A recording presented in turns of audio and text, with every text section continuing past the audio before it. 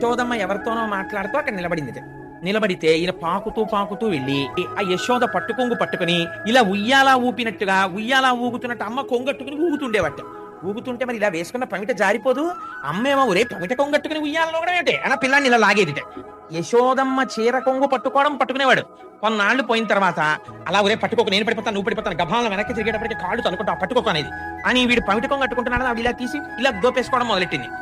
అమ్మ పమిట కొంగులా మనకు ఆధారం ఏది, అది పట్టుకుని మనం ఇలా తడబడుతూ ఊగేందుకు ఏం దొరుకుతుందని చూశాడు. ఆవులు కనబడ్డాయి. వీటి తోకలు పట్టుకుంటే బాగుంటుంది అనుకున్నట్ట. తోక కట్టుకుని పైకి లేచేవట. తోక ఇలా మర్రి కూడా వేళ్లాడినట్టు వేళ్లాడుతుంది. ఇంకా తోక కట్టుకుని ఇటు నడవా అటు నడవా. ఆవేమో వెనక్కి అడుగులయ్యా పక్కలకు అడుగులయ్యా. ఇలా వెనక్కి తిరిగి చూస్తుండను. ఇంతలో యశోద ఏమిటి అల్లరని పైకి వచ్చి చూసేటప్పటికి తోకట్టుకు ఆడుతుండేవాడు. ఉరే ఉరే ఉరే ఉరే ఆవు తోకట్టుకు ఆడుతున్నావు, దాన్ని డెక్క పెట్టి తొక్కేసిందంటే ఆ చిన్ని చిన్ని కాళ్ళు పచ్చడైపోతాయిరా, నీకు బుద్ధి లేదని చెప్పి తీసుకుని ఒక్కటి కొడదామని ఇలా చెయ్యెత్తి చూసి ఆయన్ని కొట్టడమే. ఆయన ముఖం వంక చూసి ఆ బుగ్గలు చూసి ఓ దొంగ నవ్వు నవ్వేసేవాడు.